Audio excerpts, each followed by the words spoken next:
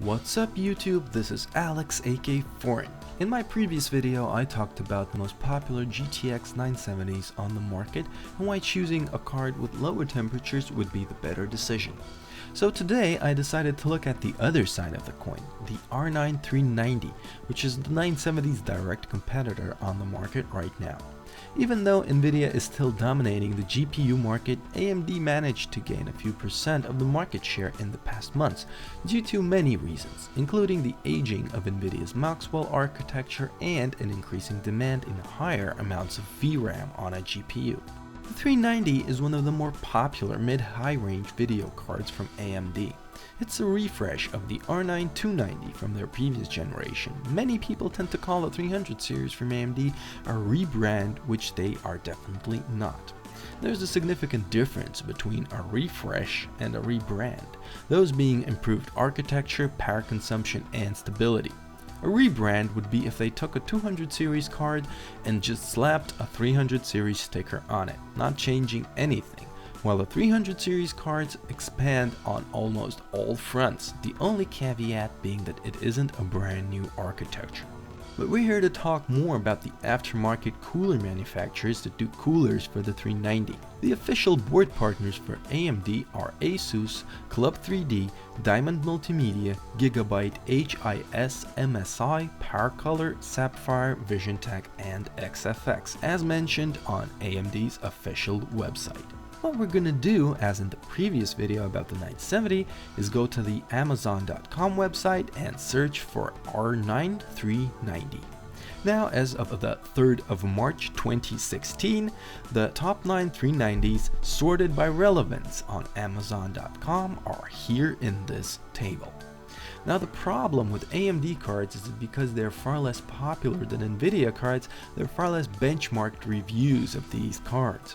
I couldn't find a proper review for the Gigabyte G1 Gaming 390 in English, so I used the Spanish website.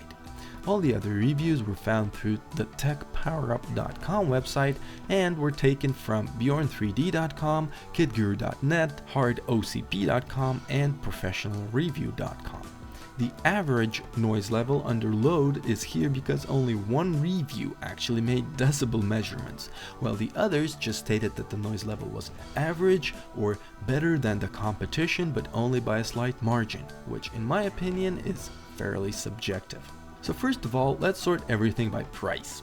As you can see, the price scales very well with the pre-overclock on the card. The lower the overclock, the lower the price. Now, I think factory overclocked should not be a selling feature when choosing a video card because it takes little to no effort to overclock your GPU yourself and get 10 to 15% more performance without even hassling with voltages and BIOS. So I suggest we pay attention to the more important factor, the temperatures. My personal primary concern when choosing a GPU would be exactly that, temperature, because lower temperatures allow for extended lifetime and extra headroom when overclocking the card. Now, if we sort these by temperature, we will see that the most expensive MSI card is actually quite hot, averaging at around 72 degrees. The hottest card is the Gigabyte one, which came as a shock to me because among the 970s, the Gigabyte card was the coolest, averaging at around 60 degrees. The reason is probably the extra fan on the 970 Triple Windforce edition, which gives it that extra cooling, while the 390 Gigabyte card has only 2 fans, thus not being cooled as effectively. Now, the coolest card of them all is the Sapphire card. Its price is average, and if you're lucky you can get it even cheaper. Sapphire have always been known for making top tier cooling solutions for ATI and later AMD cards, starting from as early as 2003.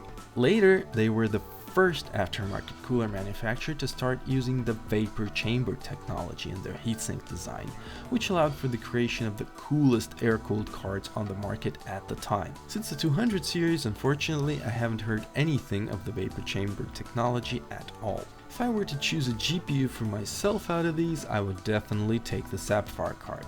Even though their coolers are massive, they are this size for a reason. The cards hold very low temps under load, which gives more headroom for overclocking and allows the card to live longer.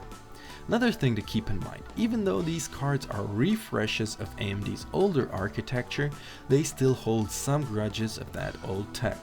The power consumption is still higher than the competition's, and the overclocking capabilities are not as good. But in terms of overclocking, it is important to note that AMD's 1200 MHz on the core clock is not the same as Nvidia's 1200 MHz on the core clock. A 1200 MHz 390 will be far faster than a 1200 MHz GTX 970 due to the different architectures of these cards.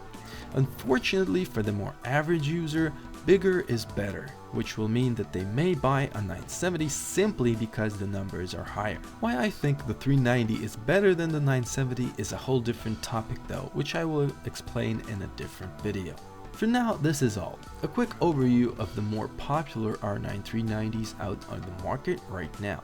I hope this video has helped in one way or another. If you have any suggestions or criticisms, please leave them in the comments section below. Thank you for your attention. My name has been Alex, and I hope to see you later.